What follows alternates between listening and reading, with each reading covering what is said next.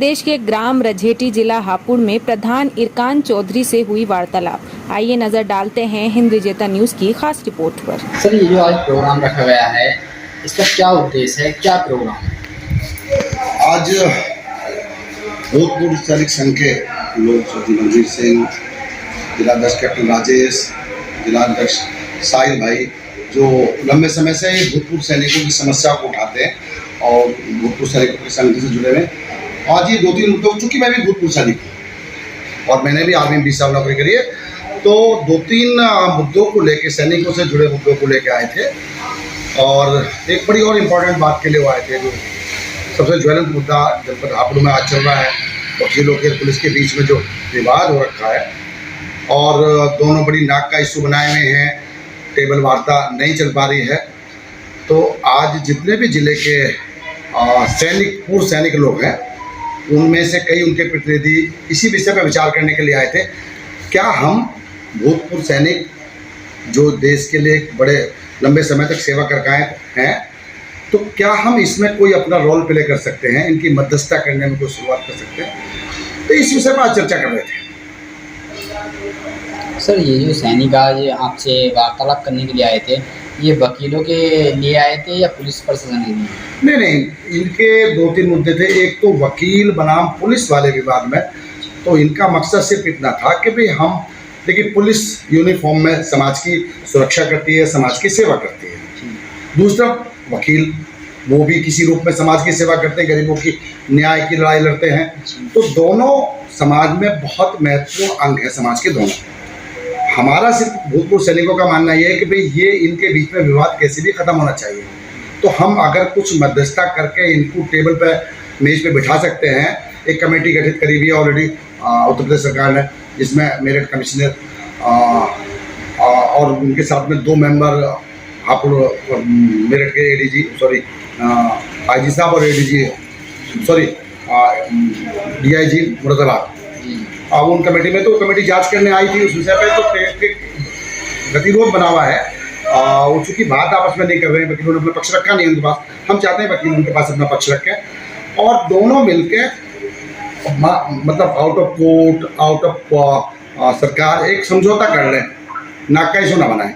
हम ऐसी मध्यस्थता करने के ऊपर आज विचार कर रहे थे और हमें ये तय हुआ है कि आज हम ऐसा एक ज्ञापन बना के और मेरठ कमिश्नर को, डीएम हापुड़ को, एसपी हापुड़ को और बार एसोसिएशन के प्रेसिडेंट को, हापुड़ जनपद की बार एसोसिएशन के प्रेसिडेंट को, उनको हम एक ये ज्ञापन देंगे कि भाई आप लोग लड़ो मत, मिल बैठ के समस्या का समाधान करें। सर, अपना परिचय दीजिए, आपका क्या नाम है और कौन से गांव के आप रहने? अब मेरा नाम इरकान चौधरी है, ये गांव रजेटी में मैं आपसे बैठ के बात कर रहा हूँ और मैं प्रधानपति भी हूँ और एक समाज की, किसानों की लड़ाई के लिए, गरीबों की लड़ाई के लिए एक मैं भारतीय किसान संघर्ष के नाम से एक उससे भी जुड़ा हूँ, भारतीय किसान संघर्ष से, इसका राष्ट्रीय प्रवक्ता हूँ और प्रदेश अध्यक्ष हूँ। तो कई तरीके से लोग समाज की सेवा करते हैं, तो मैं भी उसी रूप में किसानों की, गरीबों की आवाज़ उठाने के लिए इस संगठन को बना रखा हूँ। और भूतपूर्व सैनिक को उस नज़र से मैंने आपको बताया कि भाई हम चाहते हैं कि ये विवाद जो है वकीलों का खत्म हो। दूसरे और कई मुद्दों पर हमने चर्चा करी थी पूर्व सैनिकों के विषय कि हम जल्दी ये प्लान कर रहे हैं कि भाई एक पूर्व सैनिकों के लिए उनकी जुड़ी हुई इन्फॉर्मेशन, अभी लोग को ये नहीं पता है जनपद हापुड़ में कितने शहीद हैं, नहीं पता है, या शहीदों के परिवारों की आज आर्थिक स्थिति क्या है, किसी को नहीं पता है।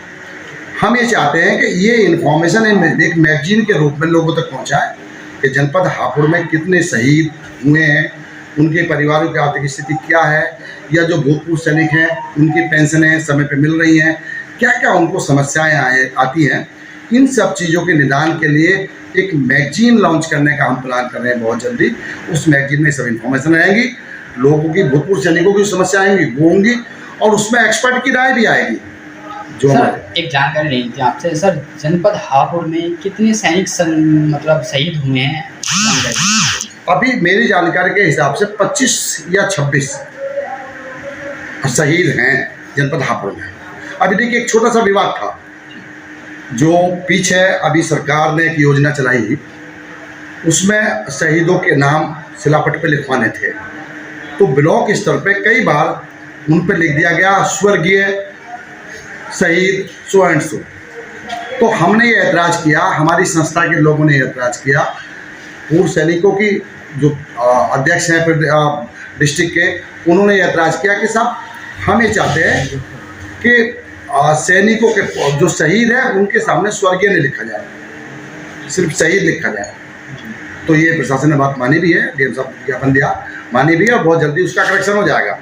और अगर करेक्शन नहीं होता है तो उसके लिए हम फिर परसू करेंगे, फिर जाएंगे ब्लॉक में, बीडीओ साहब के पास में, सीडीओ साहब के पास में, डीएम साहब के पास में, हम करवाएंगे उसका समाधान। यानी कि इस जनपद हापुड़ में 26 जवान शहीद हैं। जी, लगभग 25 या 26 है, एक्चुअली मुझे याद है 25 है शायद जी।